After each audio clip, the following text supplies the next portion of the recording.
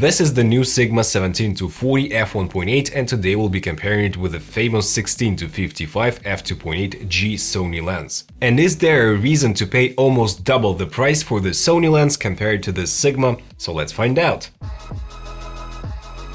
What's good, guys? In today's video I'm gonna be giving the points for every category like chromatic aberrations, focal length, price, etc. So each lens will get either 1 point or 0, or I'll give half a point to each of the lenses. And we'll start off with the size and weight of those two lenses. Sigma is weighing 560 grams, whereas the Sony is 500 grams. But to be honest, guys, these two lenses are really close in terms of the feeling. And also the Sony lens extends when you zoom in, and as you can tell, it becomes even bigger than the Sigma lens. So all in all, I would say that those two lenses are more or less equal in terms of the size and weight. That is why I gave them half a point to each. The next category is of course the full frame equivalent focal length, and the Sigma 17-40 is an equivalent to 25.5 to 60 mm in full frame equivalent, and the Sony is 24 to 82.5 mm, and obviously you get a lot more on the telephoto end with the Sony, and on the wide end it's more or less comparable, to be honest. So a point goes to the Sony lens.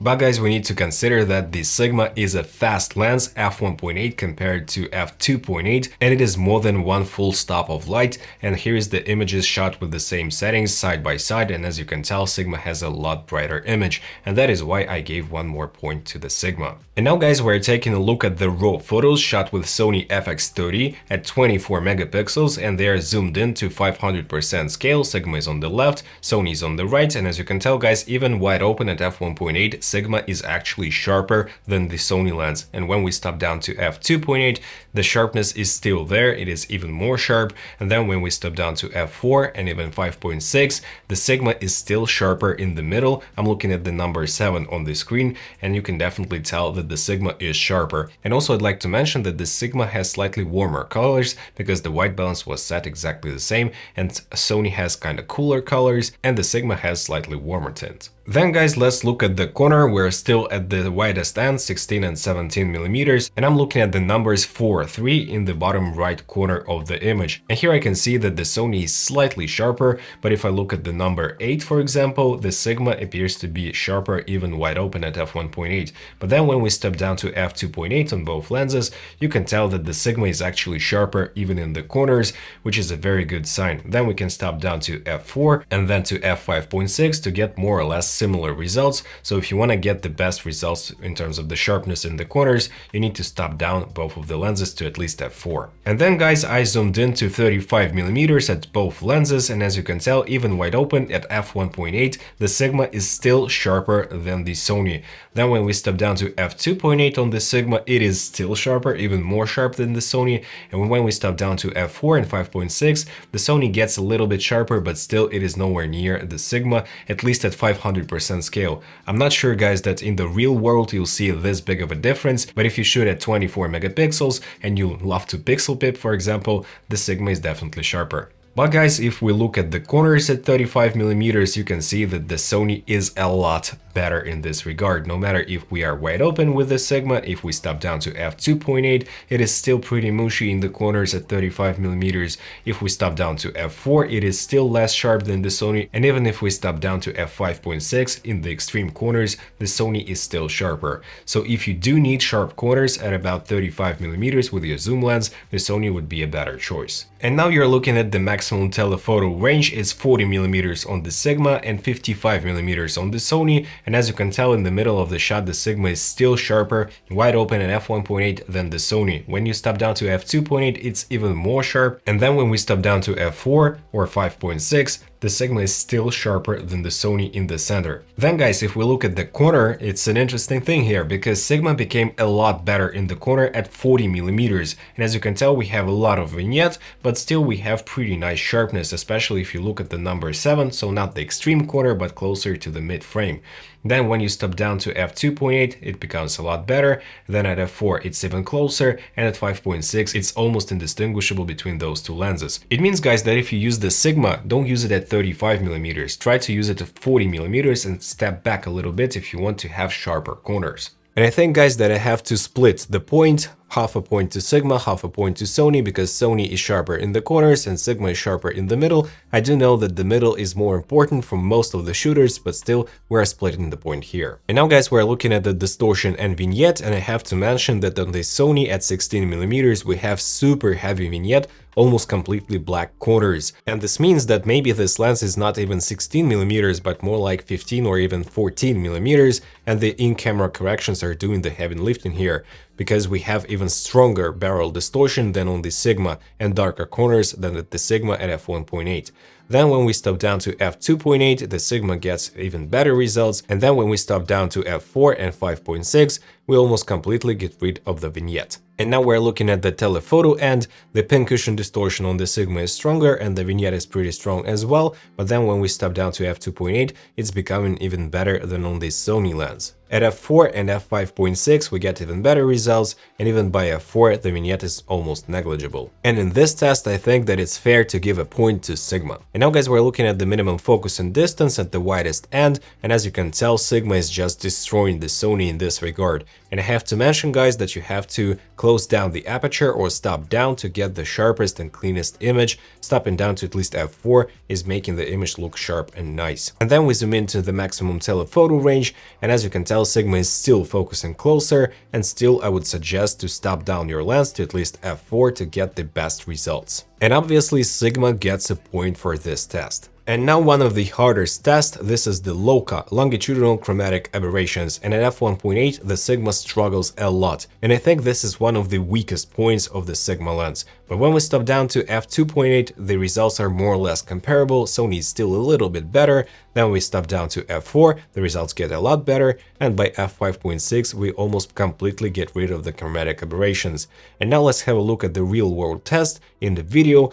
And as you can tell guys, at 100% scale, without zooming in even wide open on the Sigma, we don't see major issues. There is a hint of chromatic aberrations, but nothing too crazy. When we zoom into 200% scale, we do see slightly more chromatic aberrations, and probably they could be an issue for some people, but I don't think that you'll be pixel pipping a ton and looking for those. So when we stop down to f2.8 on both lenses, you can see that the results are really close. When we stop down to f4, the results are even better. I cannot say that the chromatic aberrations at this level will be an issue for any Sony shooter. And then when we stop down to f5.6, we almost completely get rid of those. If we pixel pip super closely, we can see just a little bit of chromatic aberrations, but nothing too crazy, guys. So for this test, I think it's fair to give half a point for each of the lenses. Now guys, we're comparing the autofocus performance. We're using the Sony ZV-e10 Mark II camera with AI tracking module, autofocus module. We have the maximum speed and sensitivity AF settings, and also 50% of the speed. And right now you're looking at the Sony at 35mm f2.8, and as you can tell guys, it has zero issues with autofocus. It's maybe not as blazing fast as I want it to be, because it's slightly faster on the Sigma, but it's very reliable and accurate, so it has zero issues in my opinion, and this autofocus in this lens is simply great. Then we're having a look at the Sigma 35mm f1.8 wide open, and then guys, you can tell that it's instantly jumping to the background, but when I come back to the shot, it has a very slight pulsation, and it's not the perfect thing, but you would not notice it at 100% speed. Only at 50% speed you can see that it's slightly double checking itself, so it goes a little bit further, then goes back, and it completes the focusing. I cannot say it's a bad thing, it's not even noticeable, and it's actually faster than the Sony lens in terms of the going to the background, and it snaps it into place really nicely. And here is the comparison of the two side by side, so I did my best to do exactly the same movements, so you can enjoy this comparison with a nice music as well.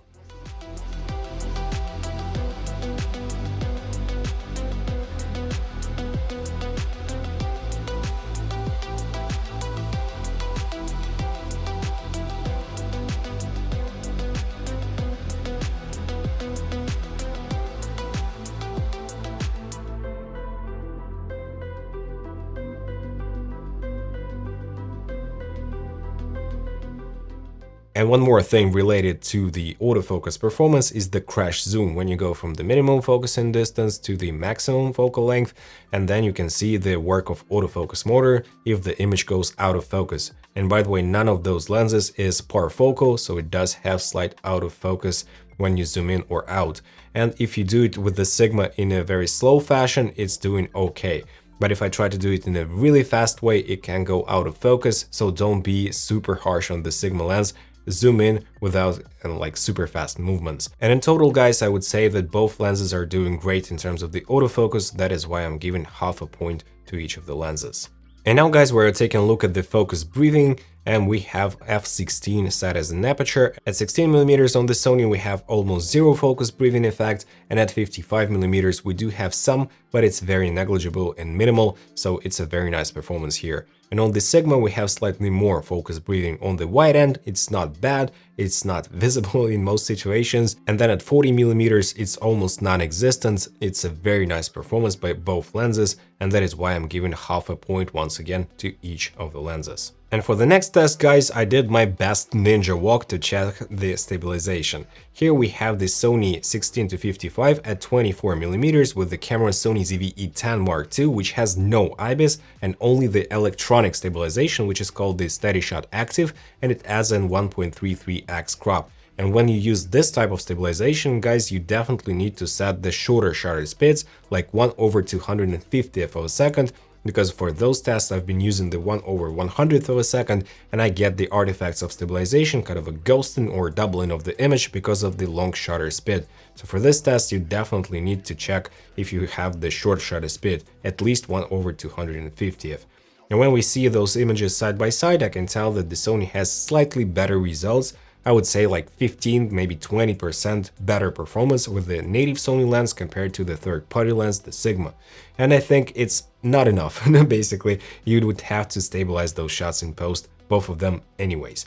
Now we're checking on the Sony FX30, which does have built-in IBIS, and we're setting it to steady shot standard, so no additional crop. But guys, as you can tell, the steady shot standard is not doing a great job. It's still super jerky, no matter we're using the native Sony lens at 35mm. And here you can see the Sigma 17-40 at 35mm as well, steady shot standard, and we do get a lot of micro jitters and jerky movements, which I'm not a fan of course, but I can still definitely say that the Sigma is worse than Sony to about 15 to 20% in the stabilization department. And then we're taking a look at those side by side, and as you can see, guys, both results are definitely not great, and I would have to heavily stabilize those in post. But all in all, I would say that the Sony is still slightly better. If you think differently, just let me know in the comment section below. And here, guys, we're setting it to steady shot active. We have 1.1x crop, only 10% of the image crop, and the result is so much better. So if you plan on using it handheld, I would highly recommend to set it to steady shot active, get that 10% crop, but still your image would be much smoother. And then we have a look at the Sigma, and you see those big jittery movements. So the camera is not doing the best job of stabilizing this zoom lens from a third-party company like Sigma. And guys, as you can tell, we have slightly worse results, and it's especially relevant for zoom lenses where you cannot set your focal length each and every time manually in the camera's menu to get the best results. You always change your focal length, and that is why the native zoom lens from Sony is more preferable if you shoot a lot of stuff handheld. But still, guys, it's not like day and night difference. It's about 20, maybe 25% at max, and the Sony is better in this regard. So for this particular test, I think that the Sony gets a solid 1 point compared to the Sigma. Now we're looking at the flares at the widest end, and guys, I cannot see any major differences. Both lenses handle backlighting pretty well. I don't see a major loss of contrast or any ghosting or any major artifacts, but when the light is in the shot at a certain angle, we see a very slight light leak on the Sigma and a rainbowy effect around the light in the Sony lens. But all in all, guys, it's a very good performance in terms of the flares. And when we zoom into the maximum telephoto range, it's the same story. I don't see any major issues, no loss of contrast, nothing too crazy, guys. That is why I'm giving half a point to each of the lenses, and I'll let you watch the test till the end with a little music.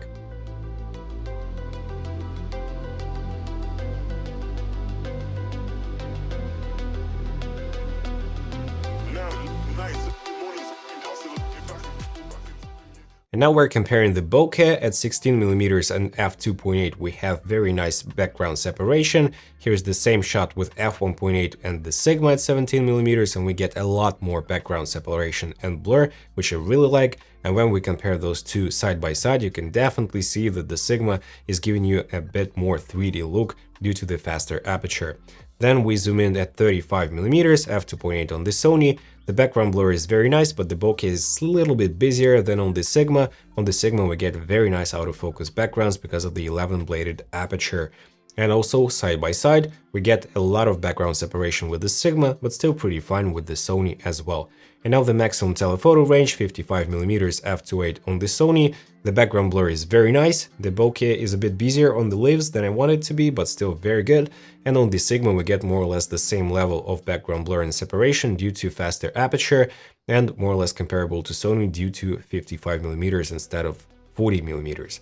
And here is the bokeh quality at night. Of course, the Sigma has better quality of the bokeh due to 11-bladed aperture when you stop down. So now we're stopping down from wide open to f8, and Sigma keeps the balls more round, as you can see. And also, guys, a very important factor, at least to me, is the cat's eye shape bokeh when we see it in the edge of the frame, because it makes this swirly bokeh effect, and on the Sigma it's more preferable, whereas on the Sony we get a weirdly shaped, kind of hexagonal shaped bokeh balls. So for the bokeh, I would definitely say that the Sigma is winning here.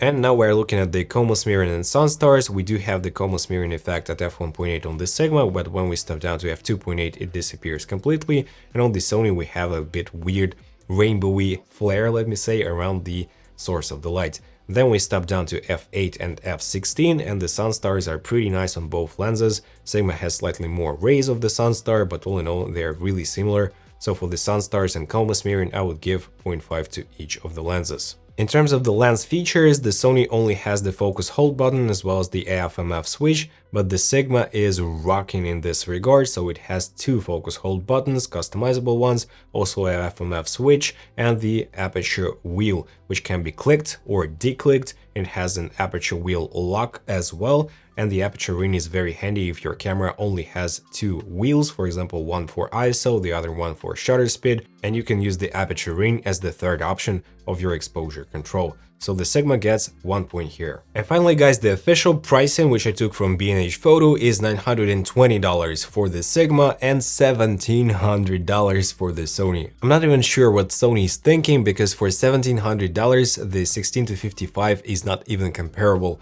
to the Sigma. Definitely we get 1 point for Sigma for the pricing, and the total number of points is 9.5 versus 5.5.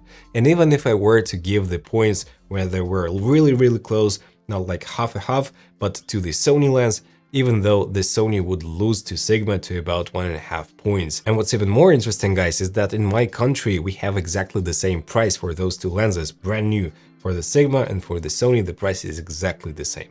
So all in all, for the same price even, I wouldn't consider the Sony 16-55 compared to the Sigma, because it's even better in many regards, no matter it has a lower price in the US, for example. So I hope you did enjoy this video, guys. Smash the like and subscribe buttons if you did. And also don't forget to hit the notifications bell. And right here, I have my huge six zoom lenses for APS-C Sony cameras. It's a huge comparison, which took me 40 hours to make. So I'll see you there, guys. You'll enjoy. Thank you. Bye.